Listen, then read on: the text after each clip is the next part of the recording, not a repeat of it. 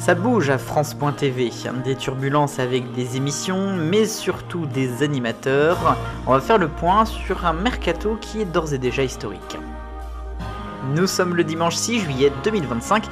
Bonjour, c'est le TV 168.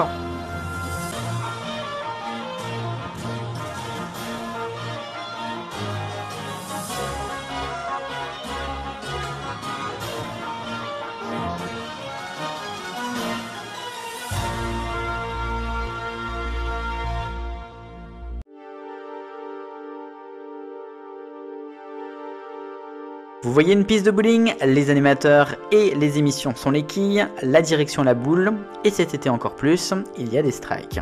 D'abord le dossier brûlant de questions pour un champion, beaucoup de fans, de téléspectateurs, mais aussi des députés se sont émus de l'arrêt en quotidienne du jeu.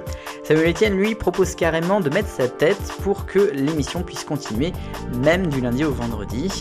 En tout cas, la dernière quotidienne inédite a été diffusée il y a 2 jours.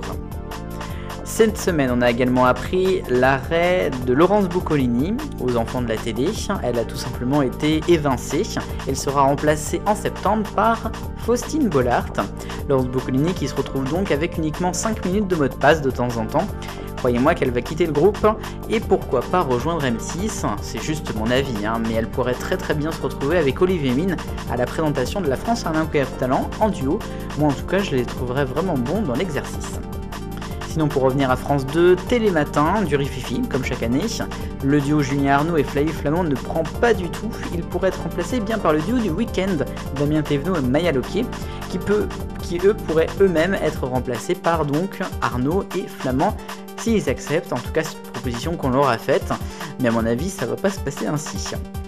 On a beaucoup de changements d'émissions, je le disais bel et bien, qui passera de France 2 à France 3, les maternelles de France 2 à France 4. On a appris également que Bernard Montiel pourrait arriver sur France 3 avec une émission plutôt le dimanche autour des animaux.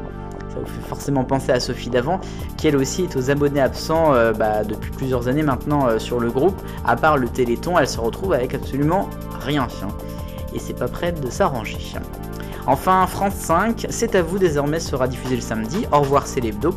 Mohamed Bouafsi présentera C'est à vous le vendredi et le samedi, en lieu et place d'Anne-Elisabeth Lemoine.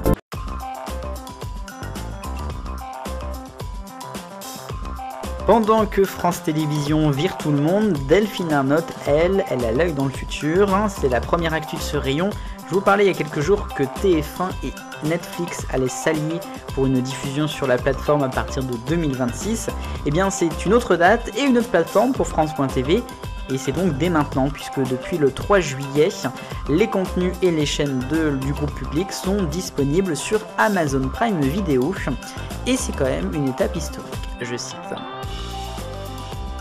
Une autre étape dans un autre dossier, celui du football français, puisque il y a, ça y est, une petite porte de sortie. Nicolas de Taverneau a enfin annoncé mardi qu'il y aurait donc une nouvelle chaîne de diffusion créée et diffusée par LFP. A noter qu'elle serait donc à 15 € par mois avec engagement, mais pour l'instant elle n'est pas distribuée. C'est une affaire, encore une fois, à suivre. TF1 maintenant avec le retour d'une émission culte, ça avait été plus ou moins annoncé par Clément Garvin il y a quelques semaines. Star à domicile devrait revenir. Elle serait présentée par Isabelle Iturburu et serait produite par TF1 et Réservoir Prod. C'est des tournages qui ont commencé déjà et qui seraient donc proposés à la rentrée. TF1 qui continue à surfer sur la vague de nostalgie avec le retour de ses émissions cultes. BFM TV maintenant, je vous en parlais déjà la semaine dernière avec de nombreux départs. On a officiellement cette semaine su que Dominique Tenza serait à la tête de première édition à la rentrée. Enfin je dis première édition, ça ne sera plus ce nom, ça s'appellera tout simplement BFM Première et ce sera avec Perrine Storm à partir de la rentrée. Christophe Delay lui rejoindra le midi pour une émission avec Roselyne Dubois. Et puis TF1 avec encore maintenant de l'actualité, mais cette fois-ci un peu plus triste, puisqu'on a eu pas mal d'harcèlement sur Secret Story qui est en direct notamment sur internet avec le live, du cyberharcèlement pour les internautes, de l'harcèlement, en tout cas des accusations sur des candidates, notamment une candidate qui s'appelle Marianne. Il y a eu un rappel à l'ordre avec carrément la productrice qui a parlé à la place de la voix cette semaine.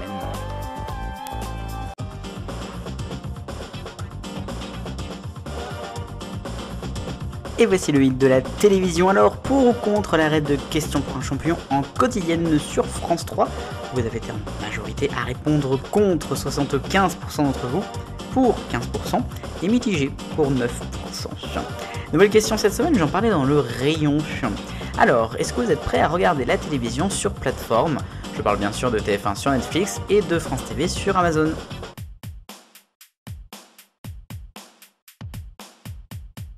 Le focus pour revenir sur le serpent de mer, vieux serpent de mer, de la réforme de l'audiovisuel public.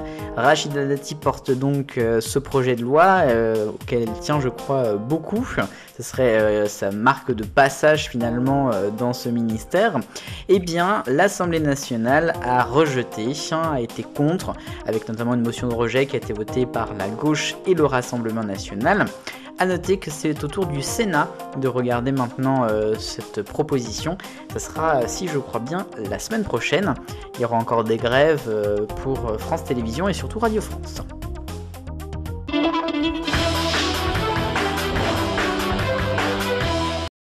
Les points, alors c'est pas pour moi, mais c'est plutôt pour France Télévisions. Oui, encore, on en parle beaucoup ce dimanche. Si je vous dis que Delphine Ernotte a été placée en garde à vue cette semaine, est-ce que vous me croyez ? Eh bien, je vous le dis que oui. C'est en fait une information de l'AFP.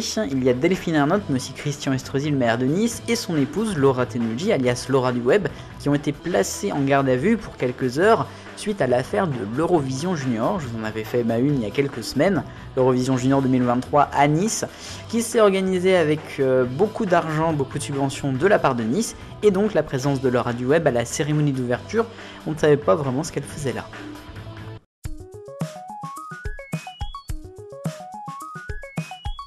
Voici l'arc-en-ciel des audiences qui commence en rouge avec M6, c'est vendredi le juste prix et c'est une baisse, on est à seulement 500 000 téléspectateurs. On continue le même jour, la même chaîne, nouveau jour, juste après, un score aussi minable pour le 5e épisode, seulement 790 000. TF1 pour continuer la série de vendredi, Ninja Warrior revient en baisse en dessous de 2 millions de téléspectateurs vendredi. Ensuite, on reste sur TF1, mais d'un autre jour, mardi, Bonjour, qui fait un des records à 13,5% de part de marché. Ensuite, Le Bleu Clair, Un si grand soleil, avec plein d'épisodes en prime sur France 3, et le premier en prime a fait 2 300 000 14,3. Bleu foncé pour France 2 avec Interville, on savait que ça allait être un score bon, mais peut-être pas autant, 3 300 000 en hausse en part de marché sur 12 ans. Et puis en violet, c'est le final du top 14 de rugby, samedi dernier sur France 2 toujours, 4 millions de téléspectateurs. L'arc-en-ciel des audiences de juin 2025, et c'est d'abord une baisse pour France 2 et M6, plus prononcée quand même pour M6. France 3, elle, remonte d'1% grâce notamment au tennis. C'est News 5e chaîne de France. Ensuite, LCI est en 10e place avec 2,3%. A noter aussi une belle hausse de la chaîne L'équipe, 1,7%. Gulli prend juste 0,1%. Ce sera la même chose d'ailleurs pour France Info, 0,2%. Et France 4, 1,1%.